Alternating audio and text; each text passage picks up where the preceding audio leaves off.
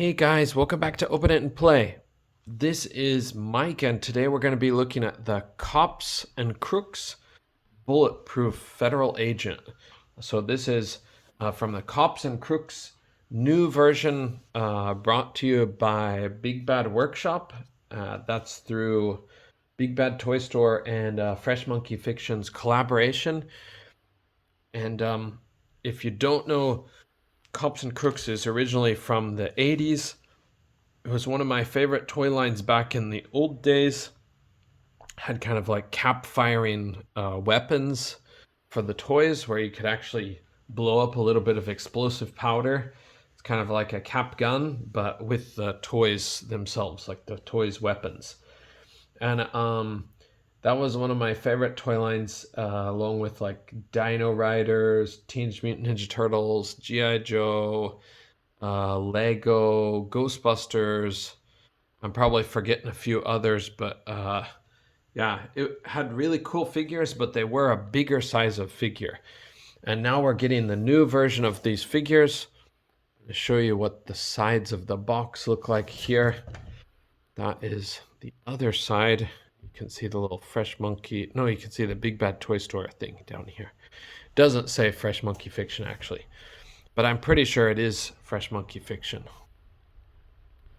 Okay, and you can see down at the bottom, coming soon, we're going to have Long Arm and Dr. Bad Vibes.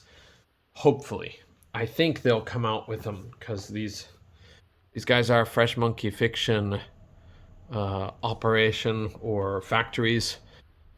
So far, they've everything they've done has come to fruition as far as I know. You can see the little Fresh Monkey Fiction part here. I don't know why it's not credited more, but again, like the Monster Force agents, this continues to be kind of scary for me. 0 to 17. That's just odd. But these boxes are really nice. They have magnets in them like the Monster Force figures. And if you open this up, you can see this nice little comic book introduction to the character. So you can read that if you pause it here. It does tell BP Vess, FBI Inspector Baldwin P. Vess. This is in the days when federal agents were actually considered the good guys, unlike now in America. Now they're just mostly criminal scum. There's some FBI agents, some people in there that are trying to do the right thing, but unfortunately their bosses are all garbage. So, but anyway, let's take a look at what this guy looks like. I opened this, but I didn't actually take anything out, so bear with me. This might be a little bit tough to get open, and this might turn out to be a little bit longer because of that. Hopefully not, but we'll try to do it as efficiently as we can. Okay, and once I take that out, you can see the background inside there. It is sort of the futuristic skyline. I think they're trying to make it look like similar to what it looked like in the cartoon. Now there was a DC comic also of the Cops and Crooks series, and I do have that, but I don't think of it very fondly compared to like the cartoon, like what I grew up with. So, but I got the comic as an adult after moving to Japan. It was one of the things that I was curious about, and I took the time to hunt it down. So on eBay. Okay, and as usual on my channel, we're going to look at the accessories first. We do have a lot of stuff. Oh, it's nice to see that logo. We do have a lot of stuff to look at. So first, we've got this soft goods trench coat. We are going to save that a little bit for later because I do think that will be a bit of a challenge to get on. We'll actually put that on the figure himself. So let's save that guy for a little bit later. We'll open this little bag here and we'll see what we've got inside, if it will focus. There we go. Okay, so in here we have, I actually didn't have Bulletproof Vest when I was a kid. I wanted him, but we didn't have him, but I did get him again as an adult after moving to Japan. Took the time to buy the figure. I actually have two of him, I think. So, okay, so he comes with this briefcase with the little futuristic handcuff. So that's pretty cool. It does not open, but it looks great. And I think this will open, but the handcuff doesn't open. Let's see if I can get this open without breaking anything. Okay, it opens pretty easily. Okay, you can see what it looks like inside there.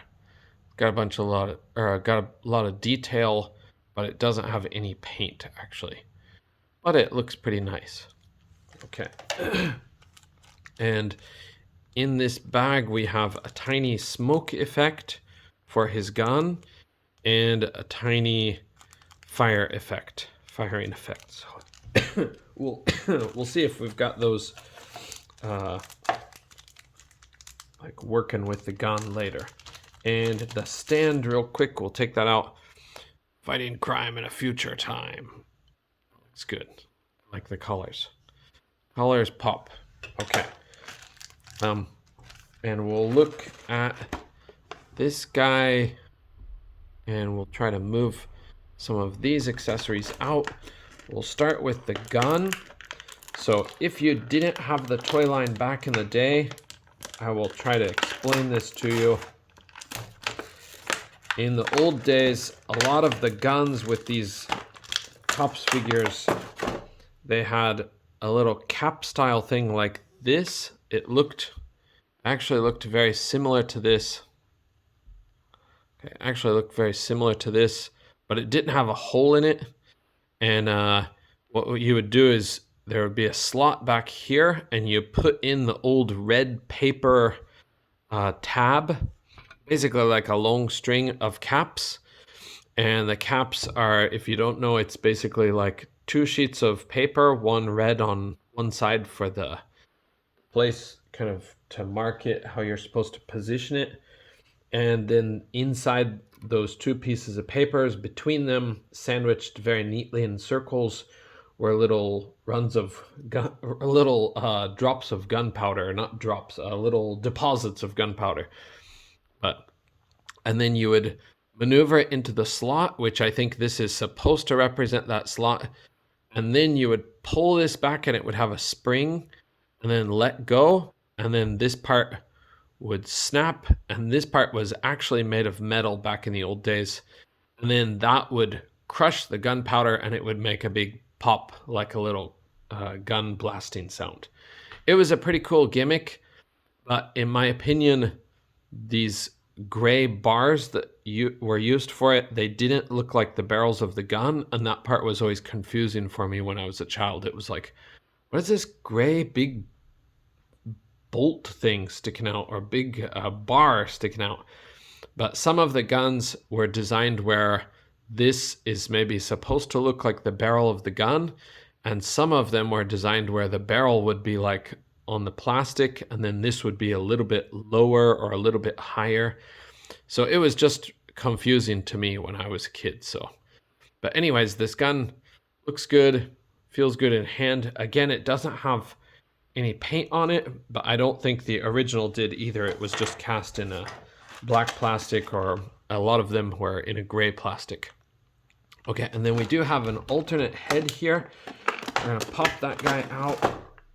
And I think you can see, we'll try to get this up close. It's gonna be hard to get it up close, so I'm gonna put this to focus. Right now, maybe you can see it up close. So you can see in there, he does have his eyes very meticulously painted. And I think these are supposed to be sitting a little bit lower than his other head sculpts, but they're still not very low, so you have to kind of tip his head down. And that's kind of his iconic pose from the beginning of the intro of the show, and he'd say, "It's crime fighting time."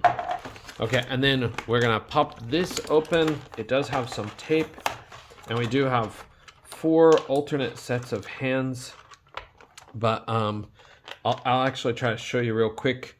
They are kind of expressive. So we've got a pointing hand, a thumbs up, 2 holding or grabbing hands, 2 fists, 1 This one is showing his badge, and this one is sort of trigger finger, trigger hand. Okay, and then on the figure, whoops, there they go.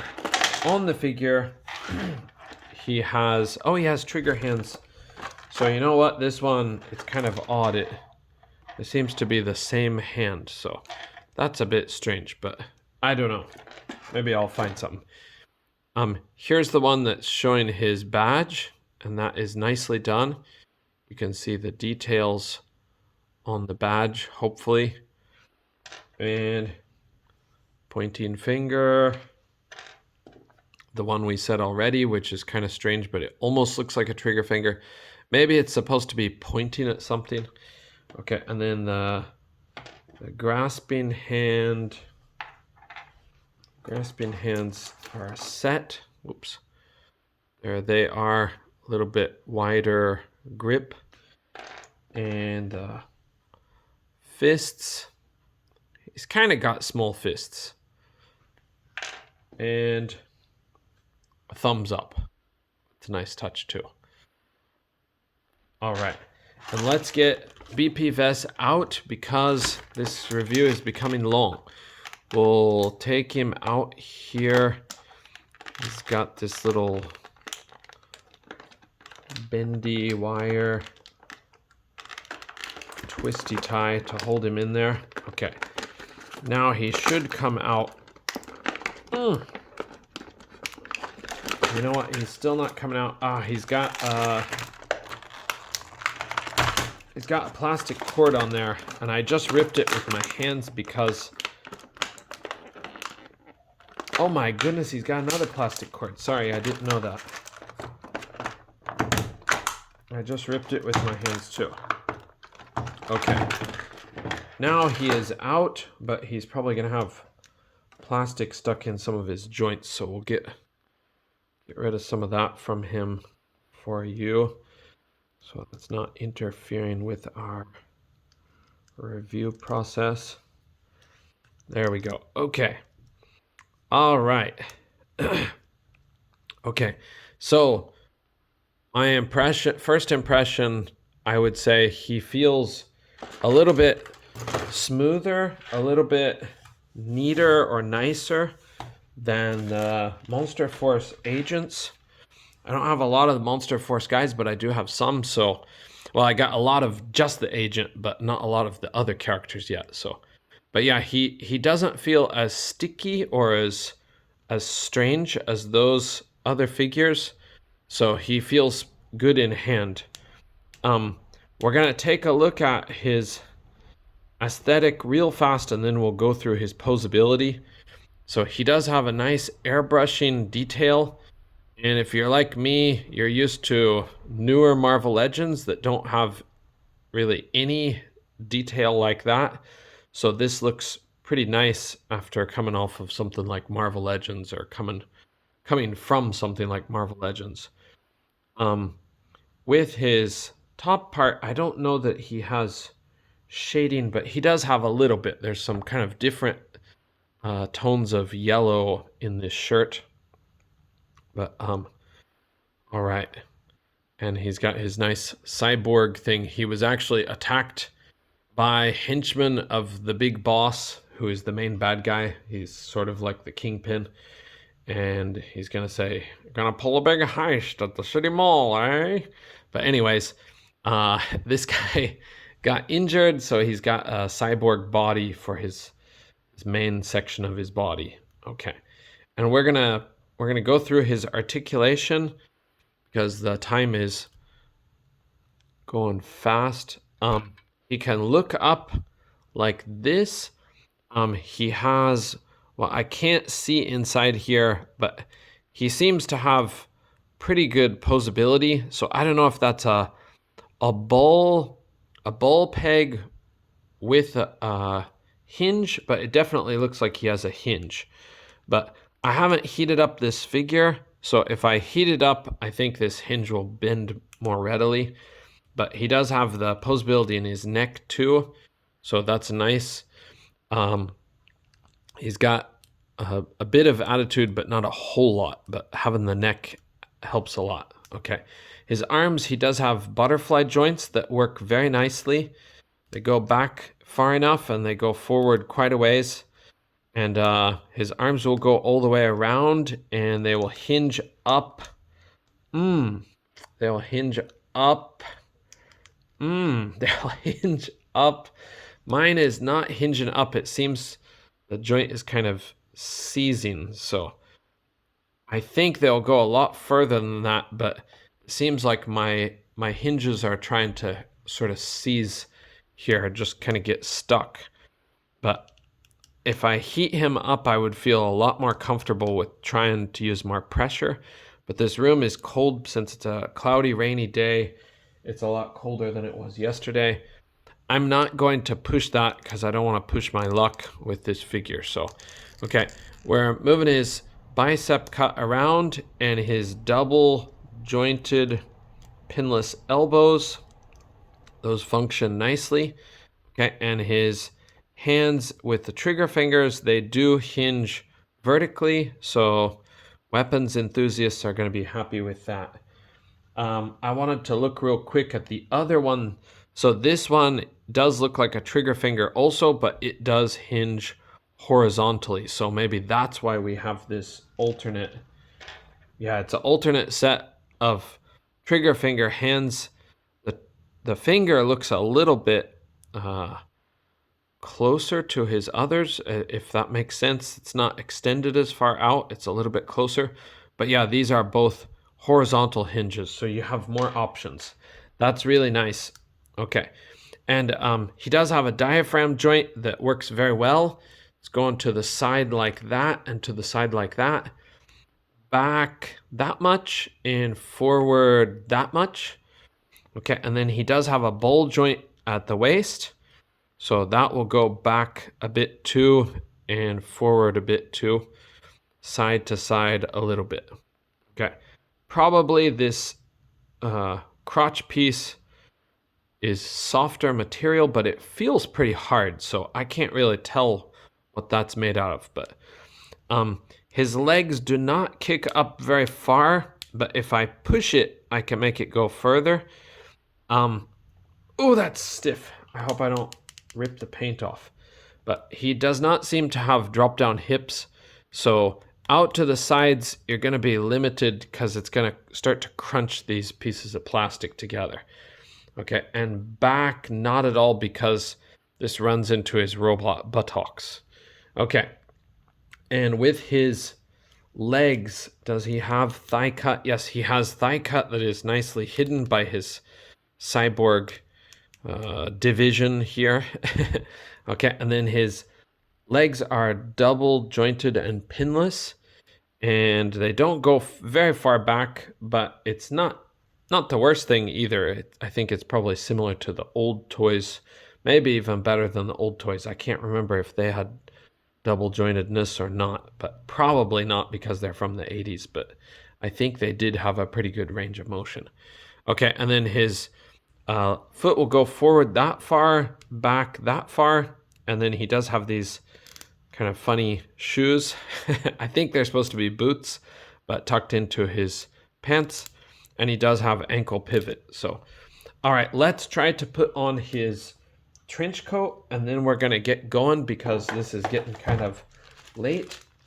I hope that his trench coat is going to work okay. So this is it out of the package, and I think it's probably going to fit very neatly, like very form-fitting. This part kind of looks funky. I think it's supposed to go over the outside. There we go. All right. I'm not the guy who does much with soft goods. I bought some soft goods for some of my figures, but I don't have many soft goods things. So I apologize if my working with these soft goods is slow or crappy. Hopefully I can make it presentable to you guys. Okay. Come out. If I pop off his hands, it will definitely go on easier, but I'm not taking the time to do that here. So, okay. So he does have these little button marks, but I don't think that we can attach this. Yeah, you can't attach this. If these were magnetic, it might actually fit across, but it sits kind of open. Mine does have a loose string here, but that's, oh no, it's just a completely loose string. Okay. His arms are showing a little bit of his sleeves, so the jacket does look just a tiny bit small, but it doesn't look bad. It's just soft goods are hard to do, I think. They need a very, very meticulous hand, and I think it also depends on how the material was folded in the package and how it sits. This seems to have a wire in it. Since this has a wire, you will be able to make this go through, and then you will be able to pinch it together more. So that should work to hold it together. I'll try to do that real quick. I'm sorry it's off camera, but I'm gonna try to weave that through. Okay, you can see what I'm doing here. It's just weaving this thing through. I'm not doing it the way a real trench coat would look, but I'm just gonna try to do it. There we go. That kind of shows what it looks like closed. Okay, so yeah, that is Bulletproof. I'm sorry this thing takes a while to do. I'm no good with soft goods, so my apologies for the time it's taken to do that. And before we finish, we do have to get a measurement on this guy. I don't have any other figures around, so I apologize for that. But let's see if I can get a measurement that is satisfactory. Oh, by the way, he does come with an extra loop or belt. I'm not sure if this is if you lose it or damage it, or you can use it in another part of the costume, but it looks like an additional piece.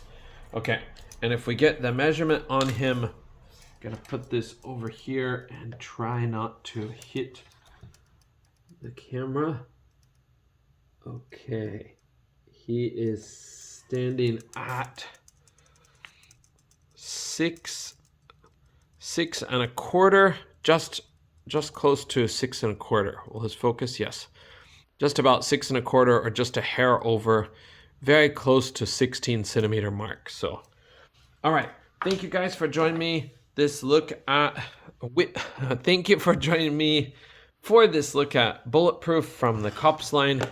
I don't know if you guys were into Cops back in the day, for those of you who are ancient like me, but I was so happy that somebody picked up this property and somebody is doing something with this property. I think it's got a lot of potential. So if I can get just a few of my favorite characters, Highway, Long Arm, Mace, Hardtop,